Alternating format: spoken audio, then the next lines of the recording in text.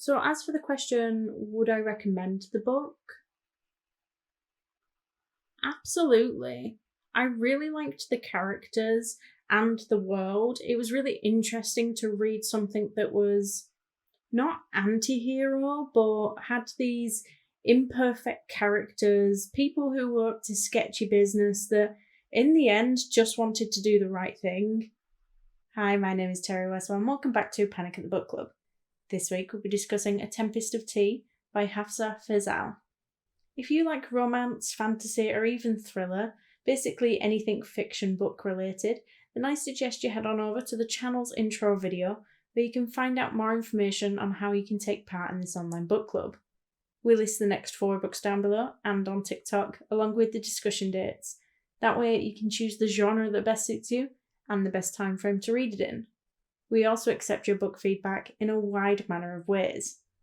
Post your comment below a video, send in a voice note, or even send in a short video clip of you discussing the book. Alternatively, you can just send me a direct message on Instagram.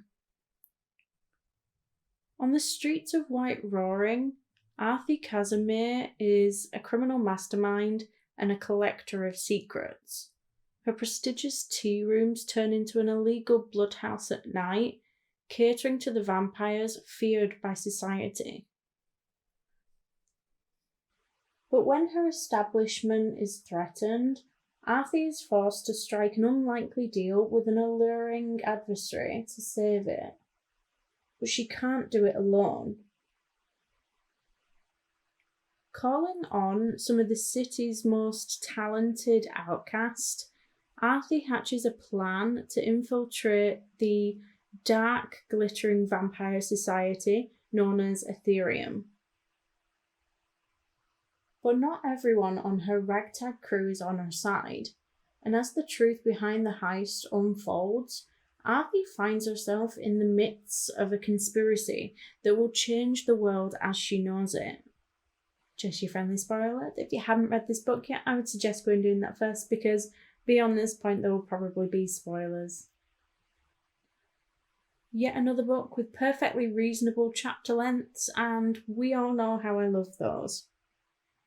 With only a few exceptions, most chapters stayed below the 10-page mark, which I think is a perfectly respectable amount, especially if you do want to read while commuting to work or a chapter or 2 before bed. I mean, I definitely prefer the short chapters because I hate putting books down mid-chapter, so this one was definitely a win for me. When I was perusing the shelves of Waterstones looking for yet another book or 2 to add to my impossibly long TBR list, the person who worked there recommended this book, saying that it was kind of like Peaky Blinders meets vampires. Which it totally is, if Peaky Blinders was in fact meant for a young adult audience, which it is of course not. In fact, I thoroughly enjoyed the behaviour and attitude from that main character. I do wish that we had seen more of that gang mentality and the way that they did look after their small community of people.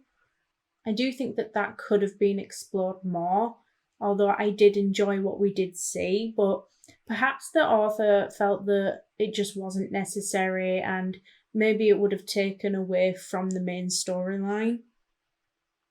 It was definitely cute and a slow burn when it came to the romance side of this book. I did think that we were going to explore a little bit more of that, especially when it came to Arthur's feelings, but perhaps we'll explore more of that in the second book, because I was particularly disappointed with Leith's character. I mean, I liked the character and I liked the twist, but he disappointed me. I think he crossed a line that he just may never be able to come back from. I was really shocked with how far he did go with his own agenda. So I feel like the book was also trying to hint at a potential romantic relationship between Matteo and Arthur, and despite the fact I really did like Matteo's character, I loved his charismatic, flirtatious behaviour with Arthur, I just hope it doesn't go down that route. I don't know why, but to me, it just doesn't feel right. So the second Penn started talking future plans with Arthur and about Spindrift, I knew that he was going to die. Like, I knew something was going to happen to him. I called that. But what I was not expecting was Jin being turned into a vampire. I mean, Jin and Flick's relationship was a given, and I do think that Flick will deal with Jin becoming a vampire eventually, but dear old mum is going to be disappointed when she finds out. I did like most of the characters in this book and how they developed.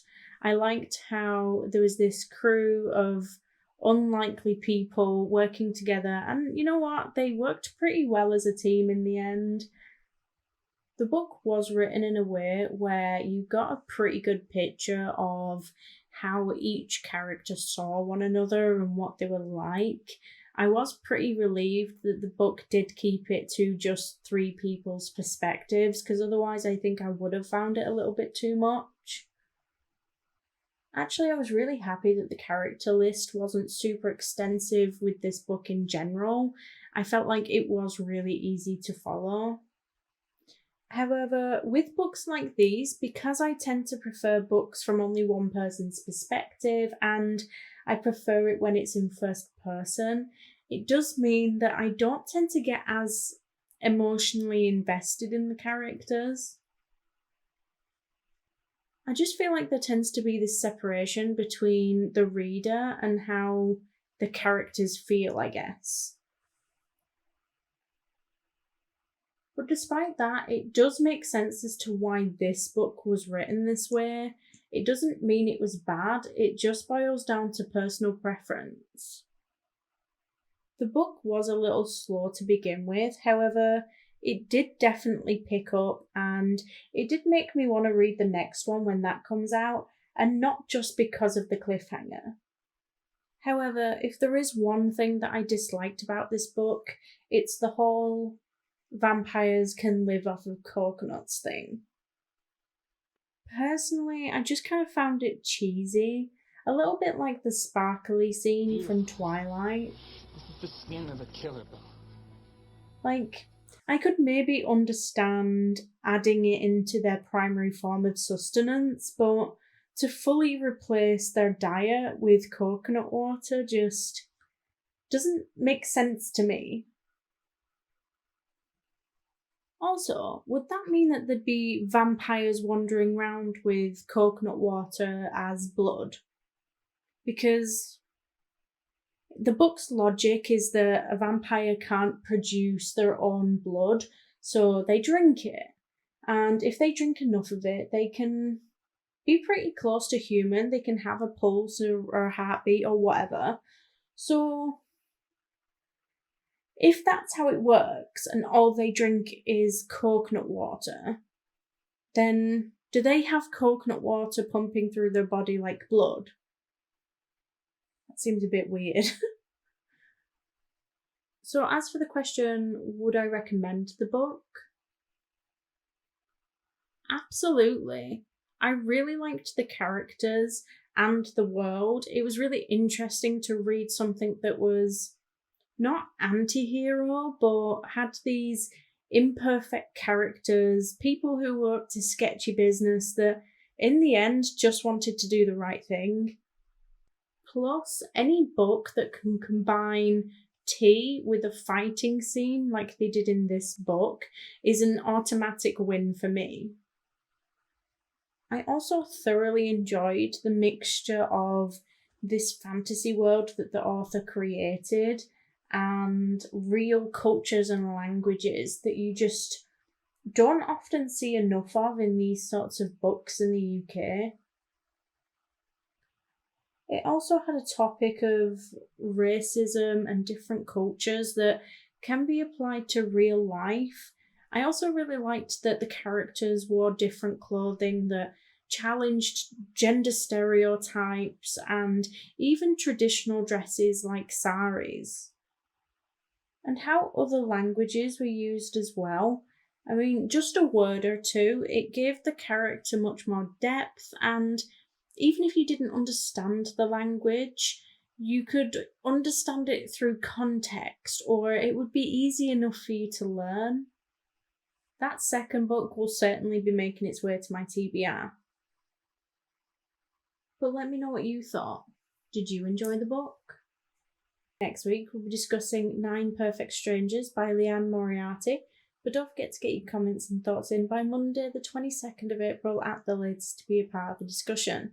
You can now do this on YouTube, TikTok, or Instagram. The following week, we'll be discussing Happy Place by Emily Henry, but don't forget, if you do need a little bit longer to read a book, we do now list the next 4 books down below and on TikTok, along with the discussion dates. That way, you can choose the genre that best suits you and the best time frame to read it in. Thank you all for joining, and if you like this video, please don't forget to like and subscribe. It is always appreciated, and I will see you next week. Bye.